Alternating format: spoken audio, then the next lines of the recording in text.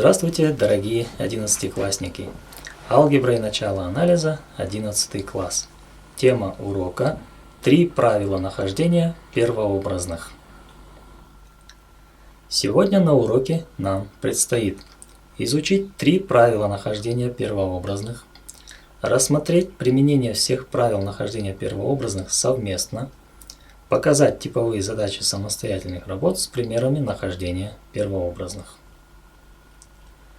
В конце предыдущего урока была приведена таблица первообразных для некоторых функций. Следующий шаг в изучении рассматриваемой темы – правила интегрирования и их применение для нахождения первообразных функций. Эти правила похожи на соответствующие правила дифференцирования. Итак, правило первое. И если функция f от x первообразная для функции f малая от x, а g большая от x первообразная для g малая от x, то функция f большая от x плюс g большая от x является первообразной для функции f малая от x плюс g малая от x. Можно сформулировать короче. Первообразная для суммы функций равна сумме первообразных каждой функции. Используя определение первообразной, имеем f большое штрих от x равно f от x. И можем рассмотреть следующий пример. Итак, найдем первообразную для функции f от x равная x четвертой степени минус корень третьей степени из x плюс единица делить на синус в квадрате x. Учтем, что функция f от x равна x четвертой степени минус x степени 1 третья плюс единица делить на синус в квадрате x представляет собой алгебраическую сумму трех функций. Используя таблицу первообразных и правило первое, найдем f большое от x равно x пятой степени делить на 5 минус x в степени 4 третьих делить на 4 третьих и минус котангенс x плюс c. Итак, конечный результат у нас получится 1 пятая x пятой степени минус 3 четвертых x корень третьей степени из x минус котангенс x плюс c. Правило второе. И если функция f большая от x является первообразной для функции f малая от x, а k является постоянной, то функция k f от x является первообразной для функции k f малая от x. Или, короче, первообразная для произведения числа и функции равна произведению числа на первообразную функции. Исходя из определения первообразной и используя правило дифференцирования, получаем k большое f от x штрих равно k f штрих от x равно k f малая от x. Итак, приведем пример. Найдем первообразную функции f малая от x равная 2 корень из 3 синус x.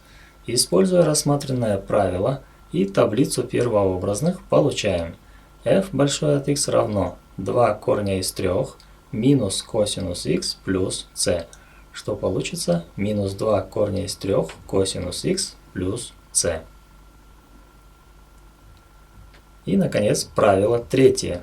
И если функция f от x первообразная для функции f малая от x, то функция единица, деленная на k, f от kx плюс b, первообразная для функции f малая от kx плюс b, где k и b постоянные.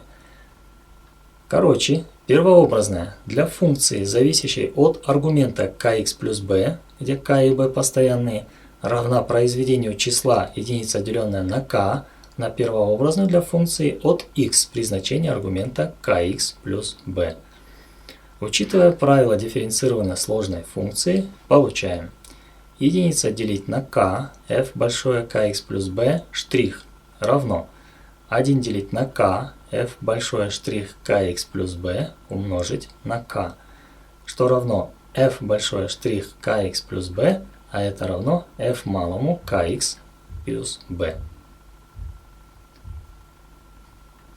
Итак, пример следующий. Найдем первообразную функцию f от x равная косинус корень из 5x плюс 3. Так как первообразная для функции косинус х есть функция синус х, то в соответствии с правилом 3 первообразная для функции f малая от x равная косинус х корень из 5х плюс 3 будет являться функция f большая от x равная единица, деленная на корень из 5, синус корня из 5х плюс 3 плюс c. Следующий пример. Найдем первообразную для функции f от x равная единица, деленная на 8 минус 5х в седьмой степени. Запишем функцию в виде f от x равная минус 5х плюс 8 минус седьмой степени. Так как первообразная для функции x минус седьмой степени есть функция x минус шестой степени, деленная на минус 6, то это будет минус 1 шестая x в степени минус 6. Первообразная для функции f от x будет f большая равна минус 1 пятая умножить на минус 1 шестую и в скобках минус 5х плюс 8 минус шестой степени плюс c. И в конечном результате получаем единица, деленная на 30 умножить 8 минус 5 в шестой степени плюс c. Разумеется, три рассмотренных правила интегрирования можно использовать совместно. Найдем первообразную для функции f от x равная 3 корень из 5 минус 2х минус 2 синус 3х минус π на 6 плюс 7х пятой степени минус 4. Учитывая правила первое, второе и третье, найдем первообразную для данной функции. Итак, f большая от x будет равна 3 умножить на минус 1 вторую, 5 минус 2х в степени 3 вторых делить на 3 вторых, минус 2 умножить на минус 1 третью, косинус 3х минус π на 6, плюс 7х в шестой степени делить на 6, минус 4х плюс c. И получаем следующий результат, который вы можете увидеть на слайде. Как и ранее, разобранные правила используются и при решении физических задач. Точка массой m равная 2 кг движется вдоль оси OX под действием силы, направленной вдоль этой оси и равной f большое от x равная 2t плюс 1 минус 5 косинус πt плюс π на 3. Найдем закон x от t, движение точки, если t равная 2/3 секунды. Скорость точки равна 23/9 метров в секунду, координата равна 40/81 метров. Здесь f – сила в ньютонах, t – время в секундах, x – путь в метрах. По второму закону Ньютона F равен ma, где a – ускорение тела, откуда a равно F делить на m. Для данной задачи имеем a от t равно t плюс 1 вторая минус 5 вторых косинус pt плюс p делить на 3.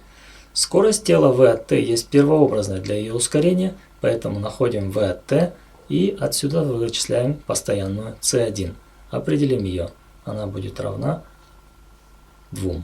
Тогда скорость тела меняется по закону v от t равная 1 вторая t в квадрате плюс 1 вторая t минус 5 делить на 2π синус πt плюс π на 3 и плюс 2, то есть найденная постоянная c1. Аналогично координата x от t есть первообразная для скорости v от t, поэтому получаем 1 шестая t в кубе плюс 1 четвертая t в квадрате плюс 2t плюс 5 делить на 2π квадрат умножить на косинус πt плюс π делить на 3 плюс c2. Итак, следующий пример. Найдите первообразную для функции f от x равная 3 делить на косинус в квадрате 4х минус 1 плюс 2 синус 3 минус 2х плюс 5. Используя правило интегрирования и таблицу первообразных, найдем первообразную для данной функции. f большая от x равно 3/4 тангенс 4х минус 1 минус 2 делить на минус 2 косинус 3 минус 2х плюс 5х плюс c. И в конечном итоге получаем ответ. 3/4 тангенс 4х минус 1 плюс косинус 3 минус 2х плюс 5х плюс c. Для функции f от x равная минус x, деленное на корень из 4 минус x квадрат, найти общий вид первообразных и написать первообразную, график который проходит через точку А с координатами корень из 3, 2. Итак, решение. Учитывая таблицу первообразных и правила интегрирования, найдем общий вид первообразных для данной функции. Значит, f большая от x будет равна корень из 4 минус x квадрат плюс c. И случай b. Для нахождения постоянной c учтем, что график первообразной проходит через точку А с координатами корень из 3, 2. И координаты этой точки удовлетворяют уравнению первообразной. 2 равно корень квадратный из 4 минус корень из 3 в квадрате плюс c. Откуда находим c равное единице. Таким образом, первообразная имеет вид f большой от x равно корень из 4 минус x в квадрате плюс 1.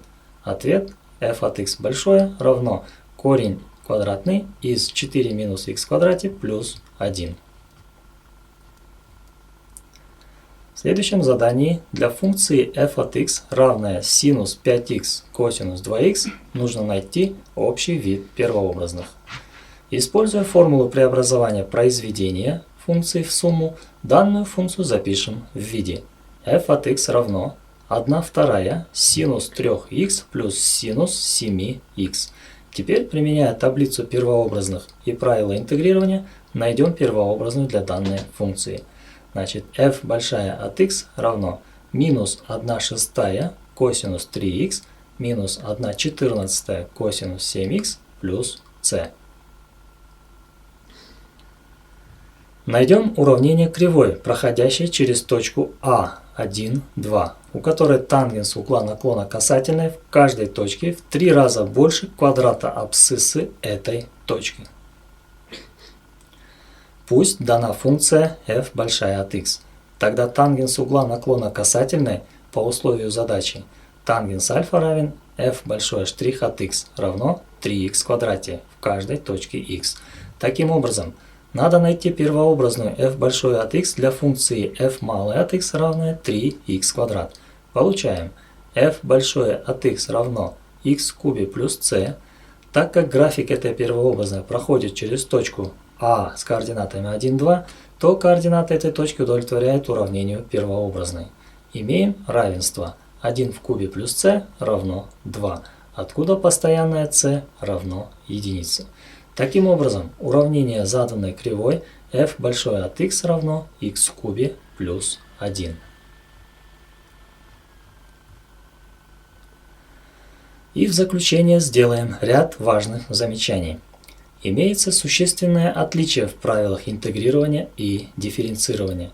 Не существует правил для нахождения первообразных от произведения функций, частного функции, сложной функции.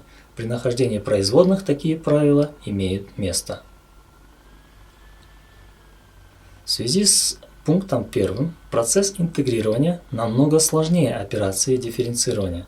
Например, нахождение первообразных для функции f от x равное x делить на корень квадратный из x в квадрате плюс 1, f от x равное x плюс 1 делить на x в квадрате минус 4, f от x равное тангенс x, f от x равное синус 2х умножить на косинус 3х и так далее, является достаточно сложной задачей и требует применения разнообразных приемов. В то же время вычисление производных от этих функций никакого труда не составляло. В соответствии с пунктом 1, первообразные для некоторых функций, например, f от x равное синус x делить на x в степени n, например, f от x равное x в степени n умножить на тангенс x, или арксинус x делить на x и так далее, существуют, но не могут быть записаны с помощью элементарных функций. Первообразная функция в курсе математического анализа называется неопределенным интегралом. В этом курсе понятия первообразной не существует. Причины такого термина будут понятны при изучении следующих уроков.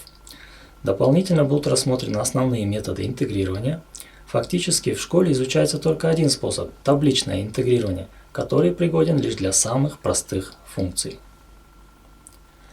Итак, подведем итоги и закрепим. Что же нового мы сегодня с вами узнали? Сегодня на уроке было рассмотрено 3 правила нахождения первообразных, применение всех правил нахождения первообразных совместно, типовые задачи самостоятельных работ с примерами нахождения первообразных. Конечно же, приведенных примеров на уроке для более детального изучения материала будет недостаточно. Поэтому для того, чтобы пройденный материал был усвоен, необходимо его закрепить самостоятельно посредством повторения теоретического материала и решения практических примеров и задач. Спасибо за внимание, и на этом наше занятие подходит к концу. И я с вами прощаюсь. До новых встреч в эфире.